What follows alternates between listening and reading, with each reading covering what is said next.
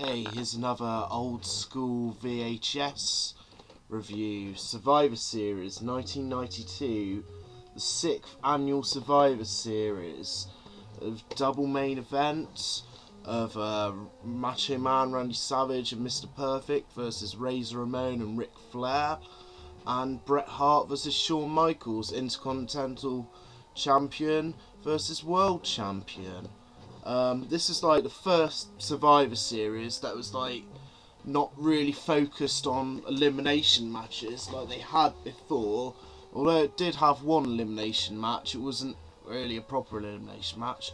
This pay-per-view, overall, I know, to me, maybe it's a nostalgia element, you know, because like I remember being in, like, I remember this when I was very young, because the main event was originally going to be Ultimate Warrior and Macho Man against Razor and Ric Flair, and yeah, maybe it's the nostalgia factor that made me think like this was quite a fun pay-per-view, if not earth-shattering. It's not earth-shattering at all. Doesn't really set the world alight. There's probably, well, yeah, the two matches I mentioned are the ones worth watching it for. But overall, I'm going to talk through like what I saw on the cards. Started off with Tom the Diameter's favourite tag team, High Energy, versus the Head Shrinkers. The Head Shrinkers didn't get a ring entrance in this, which I found a bit strange. But yeah, this was so opener. It wasn't very long. To be honest, I was hoping the Head Shrinkers to like rip the shit out of High Energy, like in their Savage gimmick, but they didn't really do a lot of that. It's quite fun, like seeing Fatu as a young guy, and I wonder what happened to Samu. But yeah, overall, not bad opener. Crowd was hot all the way through the event, did its purpose. Next was Big Boss Man versus Nails in a nightstick on a pole match.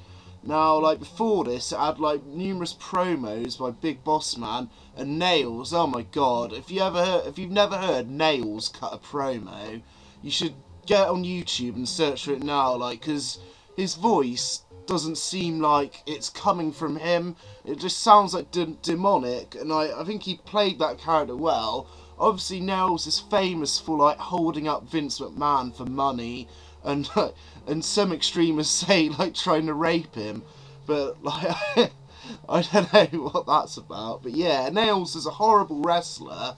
But like I remember like back when I was like 9 years old, thinking, oh my god, this guy's come out of prison to attack the Big Boss Man. Shit. Yeah. Because a lot of people used to say like Nails actually wrestled for real and stuff, and yeah, gullible kids, eh? Kayfabe was still pretty much alive back then, so yeah, you could like immerse yourself and believe pretty well. Yeah, just quite a shite match really. Not much use of the nightstick. Boss Man won with his like sidewalk slam. Next was Rick Martel versus Tatanka. Storyline here was Martel nicked Tatanka's headdress and started using it. This is a bit of an improvement over the other two matches, but it's still nothing really special. Tatanka won with his Simone drop, and Tatanka was like, I don't know, he was quite a strong babyface. He had that like winning streak on the go. I'm quite surprised like he never really got an Intercontinental title or something, but it's a story for another time. And then after this was one of the two main events, which I thought was an early place to put it in the card.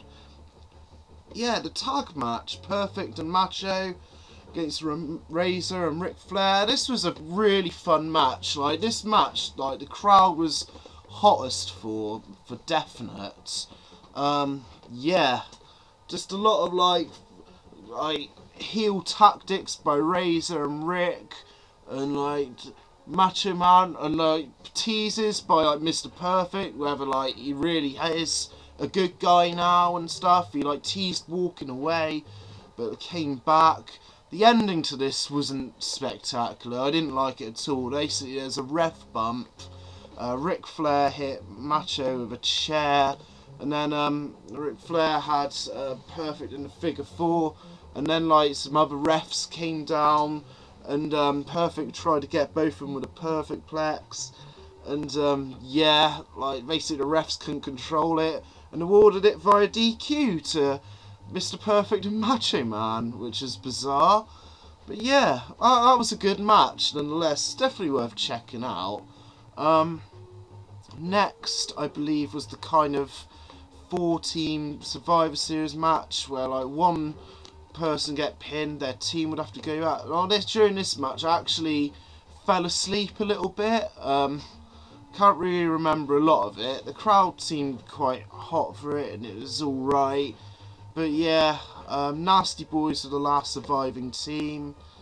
Blah blah. It was all right.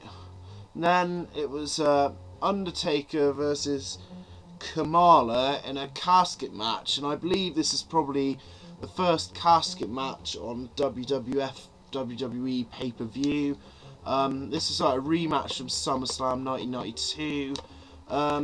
Yeah, bit of a, not much of a wrestling match, more of a like pantomime match in my opinion, with facial expressions and stuff like that. Didn't last very long.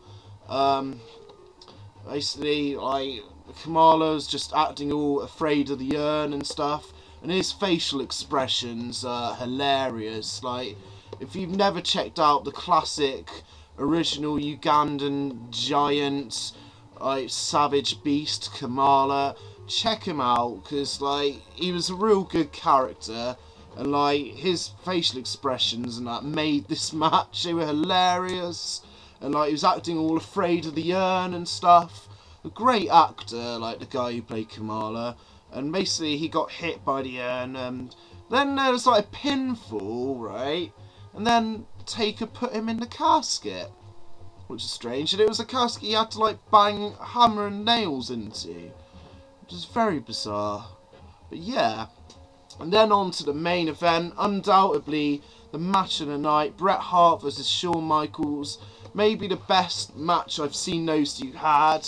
I mean, it depends on your preference. Like, I fall in the category that thought the Iron Man match was a bit boring, you know, until the last 20 minutes or so. And like, I'm not a huge fan of the Iron Man match, even though it is classic. But this match on here was great. Like, lots of deliberate build and like lots of advantage and lots of like just trying to put the other away. Told a great story and like went about 30 minutes.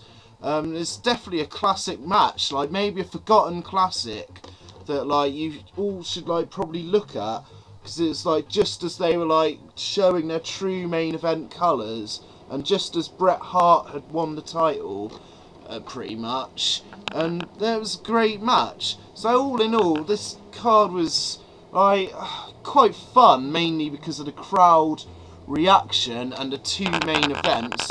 But other than that, like, it wasn't a lot to watch at all.